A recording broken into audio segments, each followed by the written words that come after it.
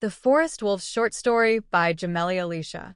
For as long as anyone could remember, the wolves of the great forest believed they had been born from the trees themselves and were part of the world mechanism of existence. Every generation passed down the same story, that long before kingdoms, castles, and noble families claimed the land, the forest had already been alive with spirits, roots, and wolves. They believed they were not simply creatures that lived among the trees, but part of the trees themselves. Their lives were intertwined with every branch, every root, and every leaf that fell to the earth.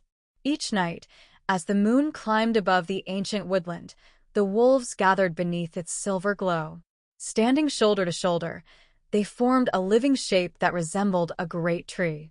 The elders would smile as they watched the younger wolves take their places, their bodies stretching outward like strong branches from a mighty trunk. If someone could have looked down from the heavens, they would have seen not a pack of wolves, but the outline of an enormous tree reaching towards the moon. The wolves often looked beyond their own woodland towards distant forests stretching across the countryside.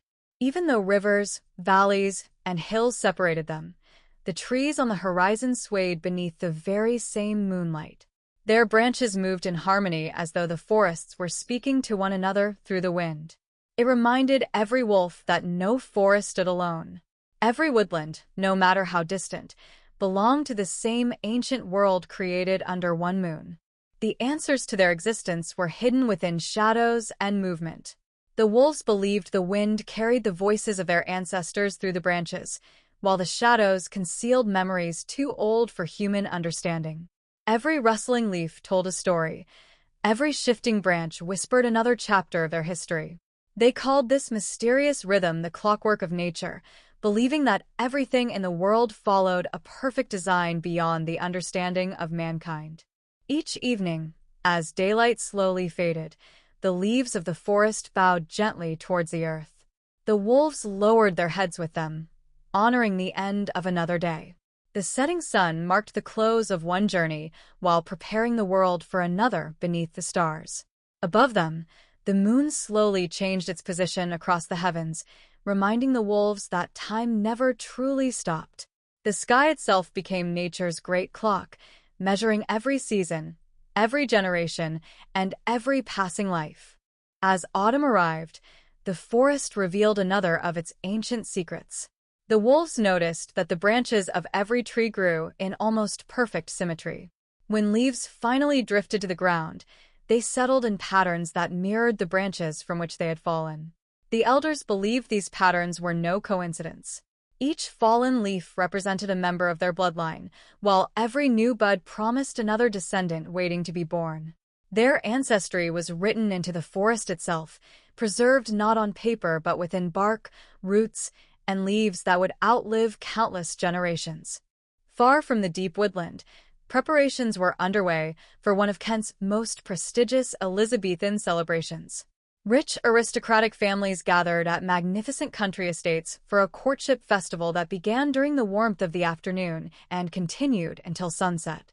Music echoed through elegant gardens as ladies dressed in embroidered gowns danced with noble gentlemen beneath colorful banners. To ordinary guests, it appeared to be a celebration of wealth, marriage, and family honor. Hidden beneath the splendor, however, lay a tradition known only to a chosen few. For centuries, certain aristocratic families had maintained a sacred agreement with the forest wolves.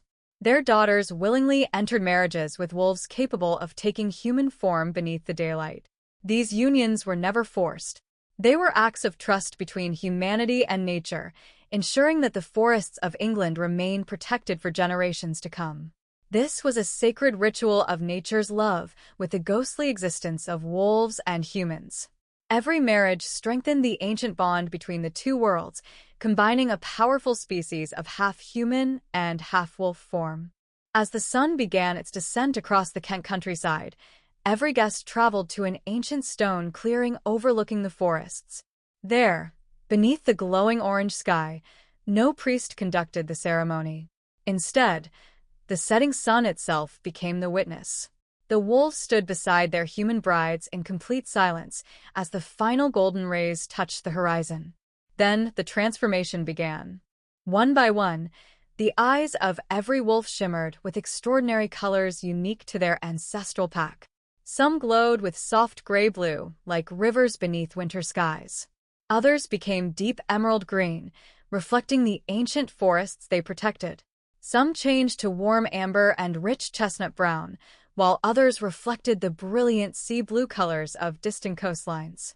Every color carried the history of a different wolf pack that had existed for centuries.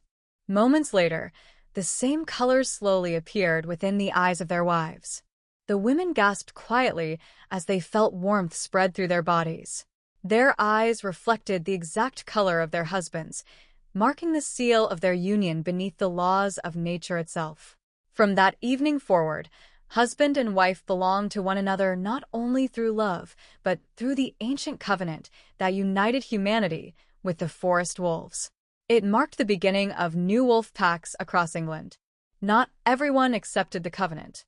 Among the gathered aristocracy were powerful families who secretly despised the wolves and feared their growing influence. Beneath the celebrations, they had prepared an ambush.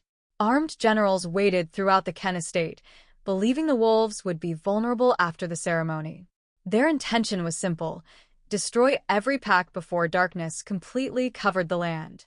They underestimated the forest. As twilight deepened, the wolves became one with the shadows. Branches swayed above the unsuspecting soldiers, while leaves drifted silently around them. Without warning, wolves emerged from every direction. Their movements were swift, disciplined, and almost invisible beneath the fading light. The battle that followed became known only through whispered legends. The guarding generals fought desperately, but the wolves moved with the speed and precision of creatures born from the forest itself. Within minutes, the estate echoed with cries of battle before silence returned once more. By the time darkness settled across Kent, the aristocratic household had fallen. The wolves had reclaimed the estate, ensuring that the covenant between humanity and nature would survive. Years passed, and peace slowly returned to the forests.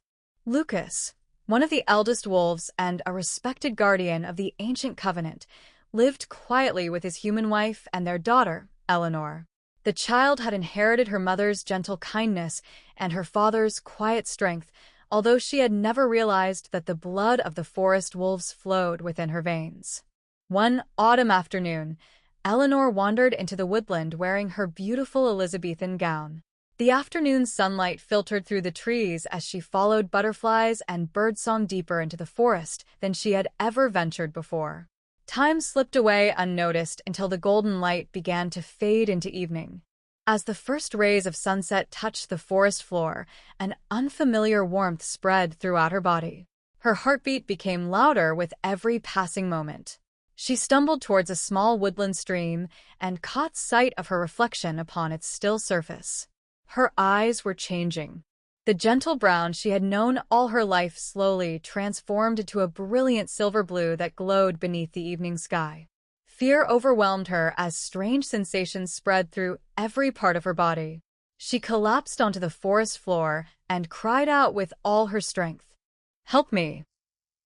Her desperate voice echoed through the woodland. Inside the nearby manor, Lucas stopped instantly. Every instinct within him recognized the sound.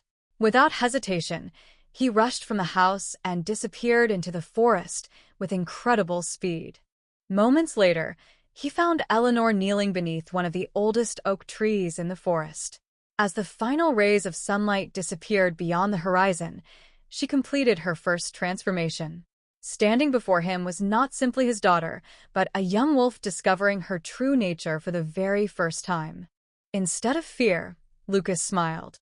Tears filled his eyes as he slowly approached her. He wrapped his cloak gently around her shoulders and held her close. "My little one," he whispered, "you were never lost. You have simply come home." As the moon rose above the trees, Lucas began singing a traditional German lullaby that had been passed through generations of their family and lovingly translated into English. "Sleep now, little child. The moon will light your way. The forest keeps your every dream. Until the break of day. Branches guard your gentle heart. Stars above will stay. Where love walks beside the trees. You'll never lose your way. Home will be a guardian of your nature and a union of your future. The forest became completely still as his voice drifted gently through the trees. Above them, the moon continued its endless journey across the night sky. The branches swayed softly in the breeze, the leaves whispered with quiet reassurance, and somewhere beyond the distant woodland, another pack gathered beneath the very same moonlight, continuing the ancient clockwork of nature that would endure for generations yet to come. A chill in the air lingered and hovered in the countryside of Kent, marking its warning and territory of a hidden war brewing between two wolf packs. Dismissed by the coldness, Lucas cleared the path of the household by stepping on the used ashwood from the forest.